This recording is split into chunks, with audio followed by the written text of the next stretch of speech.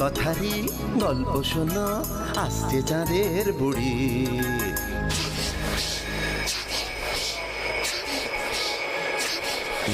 Magic man পৃথিবীতে সঙ্গে এলো তারি।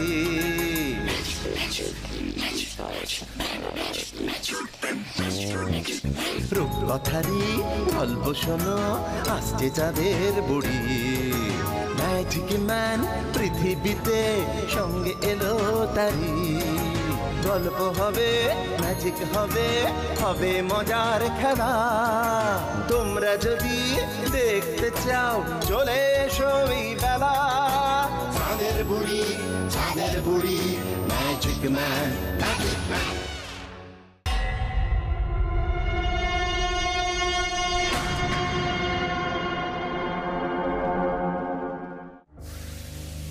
ছোট্ট বন্ধুরা, আজ তোমাদের অন্যরকম একটা ভূতের গল্প শোনাবো। বহু বছর আগে আমার ছোট মামার বন্ধু অসিত মামার কাছে এই গল্পটা শুনেছিলাম। অসিত মামা নতুন চাকরিতে জয়েন করতে যাচ্ছিলেন আতাডাঙ্গাপুরে। জায়গাটা কলকাতা থেকে বেশ দূরে, ট্রেনে করে যেতে হলে রাত হয়ে যায়। আর সেদিন সারাদিন ধরে খুব বৃষ্টি হচ্ছিল। রাত হয়ে গেছে, বৃষ্টিও পড়ছে, ট্রেনেও সেরকম লোকজন নেই। কামরায় শুধু অসিত মামা আর একটা বুড়ো লোক। বাবা, আজ শুধু বৃষ্টি। আতাডাঙ্গাপুর আর কত দূরে কে জানে। কাকে যে জিজ্ঞেস করি, ওই লোকটা তো উঠে থেকেই ঘুমোচ্ছে। না, ওকেই তোলা যাক। কাকা, ও কাকা। আরে কি হলো, হলোটা কি? কাকা, আমি ওই আতাডাঙ্গাপুরে নামবো। আপনি একটু বলে দেবেন আর কতক্ষণ পরে স্টেশনটা আসবে? বৃষ্টি পড়ছে আর অনেকটা রাতও হয়ে গেছে। ভালো করে পড়তে পারছি না স্টেশনের নামগুলো। হ্যাঁ, আমিও আতাডাঙ্গাপুরে নামবো। ও যাক, বাঁচা গেল।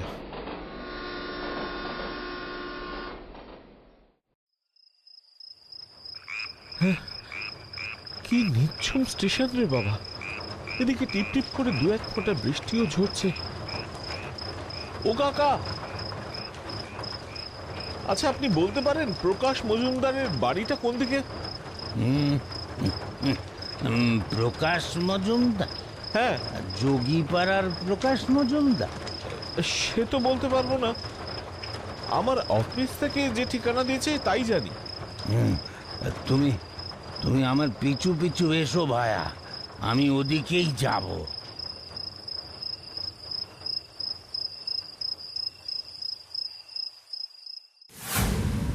রাস্তায় কাদা, মেঘ কেটে গিয়ে একটু আধটু চাঁদের আলো উকি মারছে। সেই আলোতে সাবধানে পা ফেলে এগোচ্ছে দুজনে। প্রায় ঘন্টাখানেক হাঁটার পর ওই যে যোগীপাড়ার মোড়, বুঝলে? ও আচ্ছা। ওখান থেকে ডান দিকের রাস্তা দিয়ে 5 নম্বর বাড়িটা প্রকাশ মজুমদারের বাড়ি। এর একটা মস্ত গেট আছে। ডান দিকের 5 নম্বর বাড়িটা তো? হ্যাঁ হ্যাঁ, ডান দিকের 5 নম্বর বাড়িটা। আমি চলি, বুঝলে?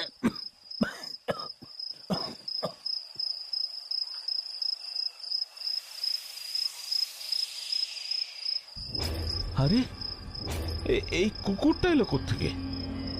আর ওই বুড়ো মানুষটাই বা কোথায় উধাও হলো? যাকে বাবা, আর ভাবতে পারছি না, আর ভাবার আমার ক্ষমতাও নেই। এখন বাড়িতে ঢুকে একটু শোবার জায়গা পেলে বাঁচি। পরদিন সকালে ঝড় বৃষ্টি থেমে গেছে। অসিত চারদিক ভালো করে দেখল, কোথাও কুকুরটাকে দেখতে পেল না।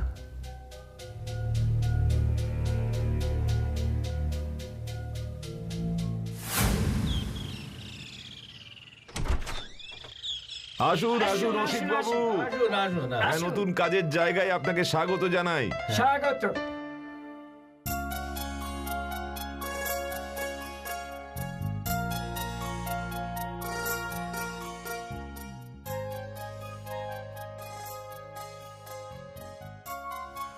অসিত, তুমি আমায় চিনতে পারছো? তোমার বড় মামার কুশিগ্রামের বাড়ির পাশে আমরা থাকতাম। আমার নাম সুরেন। আরে বাহ সুরেন, তোমার সঙ্গে যে আবার এখানে দেখা হবে ভাবতেই পারিনি। খুব ভালো হলো। ভালো আছে তো? তা নতুন জায়গা কেমন লাগছে? বেশ ভালো। এখানকার মানুষই শুধু নয়, কুকুর বেড়ালেও বেশ ফ্রেন্ডলি দেখছি। কাল একটা অদ্ভুত অভিজ্ঞতা হলো জানো। একটা বুড়ো মানুষ স্টেশন থেকে আমাকে এই অবধি নিয়ে এলো, তারপরে একটা কুকুর প্রকাশ মজুমদারের বাড়িটা চিনিয়ে দিল। প্রকাশ মজুমদার কুকুর? হ্যাঁ গো, যদিও আজ সকালে আর সেটিকে দেখতে পেলাম না কোথাও। হ্যাঁ ঠিক আছে, এখন কাজ করা যাক, পরে আবার গল্প করব।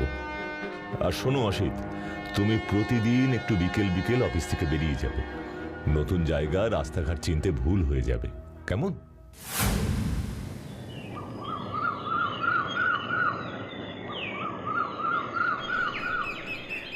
আরে কালকে সেই কুকুরটা না? মা, আমায় দেখে কেমন ল্যাজ নাড়াচ্ছে দেখো। আমার মামার বাড়িতে যে ভুলোটা আছে, এটা যেন ঠিক তার যমজ ভাই। তোর নাম আমি দিলাম কালু। আয় আয় আয় আয় কালু আয়।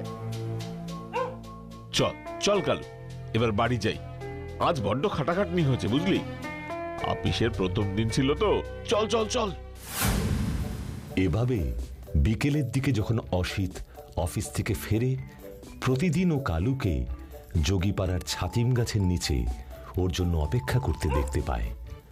ওর সঙ্গে বাকি রাস্তাটা আসে।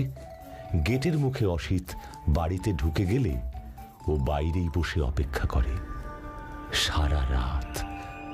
সকাল হলে ওকে আর কোথাও দেখা যায় না, কোথায় যেন উধাও হয়ে যায়।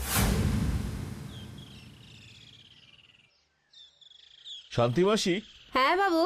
সন্ধেবেলা গেটের কাছে যে কুকুরটা বসে থাকে, সেটা রাত্রে কোথায় থাকে গো? কুকুর? আপনি কোথায় কুকুর দেখলেন দাদা বাবু? ওই কুকুরটাকে তো আমি প্রথম দিন থেকে দেখে আসছি। 3 মাস আগে আমি যেদিন স্টেশনে নামলাম, সেদিন থেকে ওই কুকুরটা আমার সঙ্গী। আদর করে আমি ওটার নাম দিয়েছি কালু। কই, আমি তো ওকে কখনো দেখিনি। সেটাই তো অবাক কাণ্ড। সারাদিন ওকে আমি দেখতে পাই না, কিন্তু সন্ধেবেলা থেকে ও আমার বাড়ির দোরগোড়ায় বসে থাকে। সারা রাত একভাবে ঠায় বসে থাকে, কিন্তু সকালে ঘুম ভেঙে ওকে আর দেখতে পাই না। দাদা বাবু, আমি আসি সেই পাশের গ্রাম থেকে। সকাল সকাল আসি আর দুপুর দুপুর গ্রামে ফিরে যাই। তবে সবাই বলে এই পাড়াটা নাকি ভালো না, খুব বদনাম আছে যোগীপাড়ার। সন্ধে হলে আর এ পথ দিয়ে মানুষজন যাতায়াত করে না গো। তাই আমি কিছু বলতে পারবো না, তবে আপনি সাবধানে থাকবেন। ঘুমের ফাঁকে আমি ওর চিৎকারও শুনতে পাই। কালু আছে বলে সত্যি বলছি, আমিও একটু শান্তিতে আছি। এ পাড়াটা যা নির্জন। কি অসিত, কেমন লাগছে এই আতাডাঙ্গাপুর? তোমার তো বেশ কমাস কেটে গেল, তাই না? হ্যাঁ সুরেন, মন্দ লাগছে না। সারা জীবন কলকাতার মতো একটা শহরে জীবন কাটিয়েছি, আর এখানে এসে সম্পূর্ণ অন্য একটা পরিবেশ। প্রথম প্রথম মন টিকতো না, কিন্তু এখন ধীরে ধীরে ভালোই লাগছে। শুধু একটা ব্যাপারে খটকা কিছুতেই মন থেকে যাচ্ছে না। খটকা? কি ব্যাপারে বলো তো? সেই কুকুরটার ব্যাপারে। আমিও কানাঘুষ হয়ে অনেক কিছু শুনেছি, জানি না সত্যি না মিথ্যে, তাই আর তোমাকে কিছু বলিনি। কি জানি তুমি যদি আবার ভয় পেয়ে পাত্তারি গোটাও। আরে কি ব্যাপার বলো তো? দাঁড়াও, আমাদের হেড অ্যাকাউন্টেন্ট সদাশিব বাবু, আজ বিকেলে চলো তার বাড়ি যাই। তিনি এখানকার পুরনো লোক, তিনি ব্যাপারটা বেশ ভালো করে গুছিয়ে বলতে পারবেন। যোগীপাড়ার প্রকাশ মজুমদারের বাড়িতে আপনি থাকেন তো? ওই বাড়িকে ঘিরে অনেক রকম কথা শোনা যায়। হ্যাঁ, হেড অফিস থেকে তো আমাকে ওই বাড়িতেই থাকতে বলা হলো। প্রকাশ মজুমদারের বাড়ির ঠিকানাতেই তো আমি এসে উঠেছি, ওখান থেকেই রোজ অফিস করছি। আতাডাঙ্গাপুরে প্রকাশ মজুমদারদের 5 পুরুষের বসবাস, খুব বনেদি বড় লোক ওরা। কিন্তু প্রকাশবাবুর একটা ভীষণ দুঃখ ছিল যে ওর কোনো ছেলে মেয়ে ছিল না। তারপর অনেক বছর বাদে তার একটা ছেলে হয় সুমন্ত। বড়ই আদরে আহ্লাদে সে বড় হয়ে ওঠে। সুমন্তর যখন 10 বছর বয়স, তখন ওদের বাড়িতে একটা কুকুর এসে জুটল, রাস্তার কুকুর। সুমন্ত নাম দিল কালু। কালু? হ্যাঁ, এই কালু আর সুমন্ত যেন হরিহর আত্মা হয়ে উঠল। সারাক্ষণ তারা দুটিতে একসাথে থাকত। যখন সুমন্ত রাত জেগে পরীক্ষার পড়া মুখস্থ করত, কালু খাটের তলায় জেগে বসে থাকত। সুমন্ত স্কুলে গেলে ও পিছন পিছন গিয়ে স্কুলের গেটের কোনায় বসে থাকত। ছুটি হলে সুমন্তর সঙ্গে ফিরত। মানে অভিন্ন হৃদয় বন্ধু বলা যায়। একবার কালুর সারা শরীরে ঘা হলো। খায় না দায় না, দিন দিন শুকিয়ে যেতে লাগলো। সদরে নিয়ে গিয়ে পশুদের ডাক্তার দেখানো হলো। ডাক্তারের ওষুধ, মলম আর নানা টোটকা লাগিয়ে তাকে সুস্থ করা হয়। আর যতদিন কালু সুস্থ না হয়, সুমন্ত সারাক্ষণ ওর পাশে বসে থাকতো। ওর মাথায় হাত বুলিয়ে দিত, খাইয়ে দিত। এত ভালোবাসা ছিল? হ্যাঁ, দুই ভাইয়ের ভালোবাসার মতো। একবার সুমন্তরা সপরিবারে আত্রেই নদীর ধারে মাসির বাড়ি গিয়েছিল। সে সময় ভরা বর্ষা ছিল। নদীর ধারে ঘুরতে ঘুরতে কিভাবে সুমন্ত জলে পড়ে যায়। ও সাঁতার জানতো না। কালু ওকে ভেসে যেতে দেখে ঝাঁপিয়ে পড়ে, তারপর সাঁতার কেটে ওকে টেনে নিয়ে আসে ডাঙায়।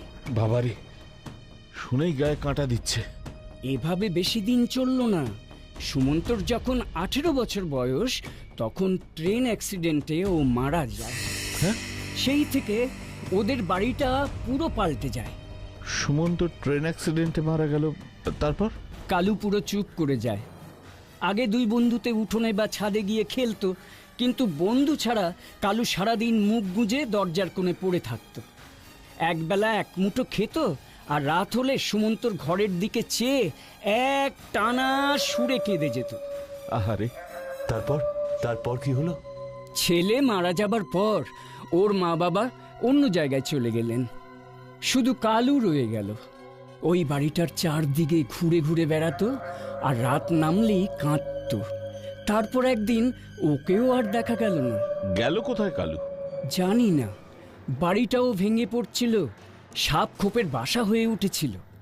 একদিন সুমন্তর ছোট কাকা এসে বাড়িটা সারিয়ে সুরিয়ে নিয়ে ভাড়া দিতে শুরু করে। তারপর? প্রথম ভাড়া নিয়ে আসেন একজন মাঝবয়সী মাস্টারমশাই। তিনি যেদিন থেকে থাকতে শুরু করেন, সেদিন থেকেই আবার কালুকে দেখা যেতে লাগলো। কিরকম? অসিতকে যেরকম কালু রাস্তা দেখিয়ে প্রকাশ মজুমদারের বাড়ি অবধি নিয়ে এসেছিল, ঠিক তেমনি ওই মাস্টারকেও ও পাহারা দিয়ে রাখতো। আপনারা দেখতে পেতেন ওকে? না, আমরা কেউ দেখতে পেতাম না। শুধু বুড়ো মাস্টারমশাই বলতেন ওর কথা। আশ্চর্য। আশ্চর্যই বটে, কিন্তু মাস্টারমশাই যেদিন অন্যত্র বদলি হয়ে গেলেন, সেদিনের পর থেকে কালুও হাওয়া। সে কি? হ্যাঁ অসিত, তুমি আসার পর আবার ওর কথা শুনছি। আমাদের মনে হয় কালুও আর বেঁচে নেই। তাহলে ওটাকে? মনে হয় ওর আত্মা আজও সুমন্তকে খোঁজে। যখনই কেউ এই বাড়িতে আসে, তখনই ও পিছু পিছু চলে আসে। আচ্ছা, এই হলো কালুর ইতিহাস। আজ আমি ওই বাড়িতে আছি বলে কালু আমাকে ঘিরে রাখতে চায়। আমার মধ্যে ও হয়তো পুরনো বন্ধু সুমন্তকে খোঁজে। অসিত, আমাদের হেড ক্যাশিয়ার সদাশিব বাবু আজ খবর পাঠিয়েছেন যে তিনি গুরুতর অসুস্থ, কদিন অফিসে আসতে পারবেন না। তাই নাকি? কি হয়েছে? ভীষণ জ্বর, কিন্তু এদিকে একটা মুশকিল হয়েছে। কি স্যার? আজ আমাদের দপ্তরে টাকা জমা পড়েছে, কাল সদরে পাঠাতে হবে। হেড ক্যাশিয়ার সদাশিব বাবুর এই অবস্থা, এখন এই টাকার দায়িত্ব অ্যাকাউন্টেন্ট হিসেবে তোমাকেই নিতে হবে। আমাকে? আমি কি করে, কোথায় টাকা রাখবো স্যার? অফিস কোনো নিরাপদ জায়গা নয়, আর আতা টাকা জায়গাটাও মোটেই সুবিধের নয়। প্রায় এখানে চুরি ডাকাতির কথা শুনতে পাবে। থানা সেই 20 মাইল দূরে। সেটাই তো ভয় স্যার। অফিসে সারা রাত থেকে পাহারা দিতে পারি, কিন্তু এতে ওদের নজরে পড়ে যেতে পারি স্যার। তার চাইতে আমার মনে হয় টাকাটা সঙ্গে করে বাড়ি নিয়ে যাই। এতে ওরা বুঝতেও পারবে না। যেমন স্বাভাবিকভাবে যাতায়াত করা হয় তাই করি বরং। যা তুমি ভালো বোঝো করো, কিন্তু মোট কথা দায়িত্ব তোমার। এই নাও টাকার ব্যাগ, কালকে সকালে নিরাপদে টাকা ফেরত আসা চাই।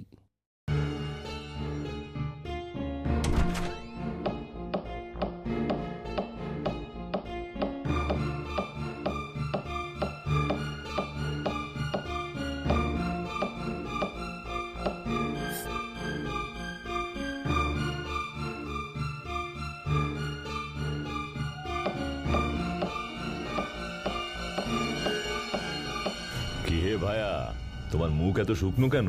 আর বলো না সুরেন, খুব বিপদে পড়ে গেছি, তোমার একটু সাহায্য চাই। আরে বলো না, কি সাহায্য করতে হবে? শোনো, আজ অফিসের ক্যাশ আমার কাছে রাখতে হবে, প্রায় 4 লাখ টাকার মামলা। আমার খুব ভয় করছে, একা, তাই নতুন জায়গা। তুমি যদি আমার সঙ্গে আজ রাতটা থাকতে পারো বড় ভালো হয়। সে তো থাকতেই পারি, কিন্তু তোমার বডিগার্ডের কি খবর? সে থাকলে আর তোমার চিন্তা কিসে? তা তো বটেই। তাহলে আমরা কিন্তু একটু তাড়াতাড়ি বেরিয়ে পড়বো। হ্যাঁ ঠিক আছে, আমি বাড়িতে একটা খবর পাঠিয়ে দিচ্ছি। দেখেছো, সারাদিন টিপ টিপ করে বৃষ্টি ঝরলো, আর বেরোনোর মুখেই কেমন মুষলধারে শুরু হলো। বের হতে অনেকটাই দেরি হয়ে গেল, রাস্তাঘাট কেমন নির্ঝুম হয়ে গেছে। আজ এত বৃষ্টিতে আমার বাহনটিও আসেনি দেখছি, কিন্তু এমন তো কোনোদিন হয়নি। ঝড় জল বৃষ্টিতে ওকে আমি প্রত্যেক দিন এই বটগাছ তলায় বসে থাকতে দেখেছি। সুরেন, ওই যে আমার কালু বসে আছে বাড়ির গেটের কাছে, তুমি দেখতে পাচ্ছ?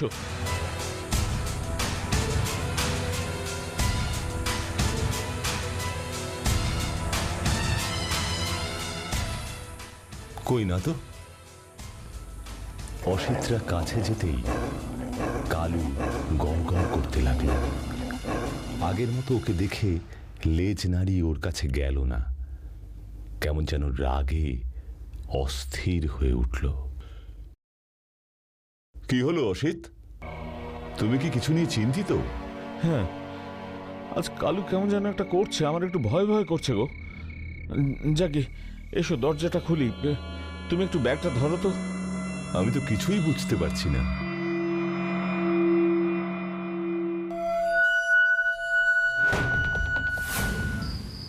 আজ রাতে হ্যারিকেনটা জ্বালিয়ে রাখবো, কেন জানি না মনে হচ্ছে রাত্রিবেলা একটা দুর্ঘটনা ঘটতে পারে। দুশ্চিন্তা করো না, চলো খেয়ে দিয়ে শুয়ে পড়ি। তাছাড়া তোমার কালু তো আছেই। রাত্রে হুট করে দরজা খুললো না কিন্তু। ওই দেখো, বৃষ্টি আবার মুষলধারে পড়তে শুরু করেছে। এই বৃষ্টিটার মধ্যে কালুটা ভিজছে আর দাঁড়িয়ে আছে।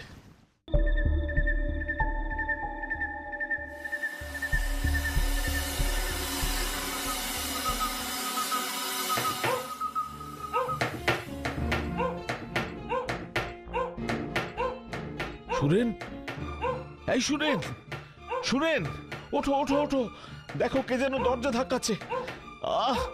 এদিকে কালু এত ডাকছে কেন? এমন খেপে উঠেছে মনে হচ্ছে। কি? ও বাবা, কে কে কে দরজা ধাক্কাচ্ছে? কে কে এত রাতে কে দরজায় ধাক্কা দিচ্ছে? দরজা খোল, খোল বলছি, সব কটাকে নয়তো খতম করে দেব। খুলবো না দরজা। কে তোমরা, কি চাও? বলবি না? দেখ দেখ আমরা দরজা ভেঙে ঢুকতে পারি কিনা। এই বলে দড়াম করে একটা ধাক্কা দিতেই পুরনো আমলের দরজার ছিটকিনি ভেঙে ছিটকে গেল, আর ভেতরে ঢুকলো 3টে শক্তিশালী লোক, 3জনেরই মুখ ঢাকা।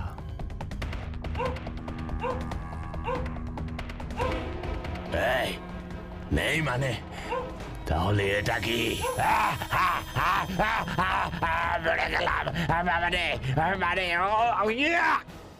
এই কি হলো, কি হলো? কে যেন ধারালো দাঁত দিয়ে আমার হাতটা কামড়ে ধরেছে। কই কই, কোথায়? কেউ নেই তো? আরে চল চল চল চল, দেরি করছিস কেন? চল, কেটে পড়ি, ব্যাগটা নিয়ে পালা। তোমরা এই ব্যাগটা ছেড়ে দাও বলছি, এটা আমার ব্যাগ, ওটাতে হাত দেবে না। হঠাৎ 3য় জন এসে ব্যাগটা নিয়ে ছুটে বেরোতে যাবে, এমন সময় অসিত দেখল কালু বিদ্যুতের মতো ছুটে গিয়ে ওর জামাটা কামড়ে ধরে টেনে ধরল। আমার ছাড়, জামা ছাড়, ছাড়। কে কে তোকে ধরে রেখেছে? আমায় ছাড়ছে না, কে যেন আমার জামাটা কামড়ে ধরে রেখেছে। ওরে ওরে, এখানে ভূত আছে রে, চল পালাই এখান থেকে। ভূত ভূত ভূত ভূত ভূত। এই পালাবি কোথায়?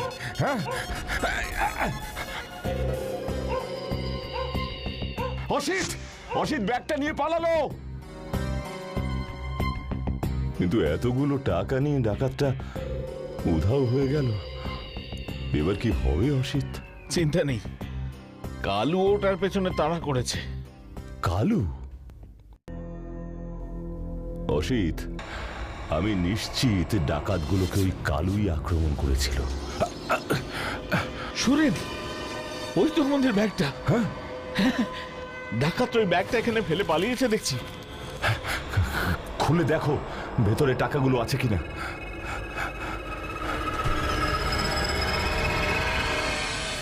বাবা, বাঁচা গেল।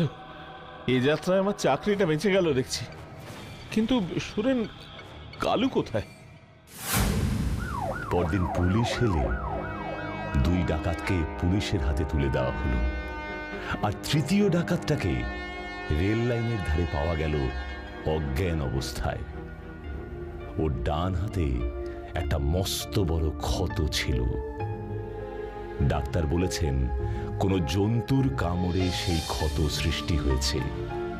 ভালো কাজের পুরস্কার হিসেবে অসিত কলকাতায় বদলি হলো। চলে যাওয়ার আগে অসিত কালুকে দেখতে চেয়েছিল, কিন্তু সে আর কোনোদিন তাকে দেখতে পায়নি। আজকের গল্প তো শেষ হলো, তবে তোমরা সবাই গাছ লাগাচ্ছ তো? আমি কিন্তু ভুলে যাইনি। পৃথিবীটাকে সবুজ করছো তো? শুধু লাগাচ্ছি না, গাছ কাটতে সবাইকে মানা করছি। এই তো চাই। বাহ, খুব ভালো। আজ আমি তাহলে আসছি, আবার আগামী রোববার দেখা হবে। টাটা।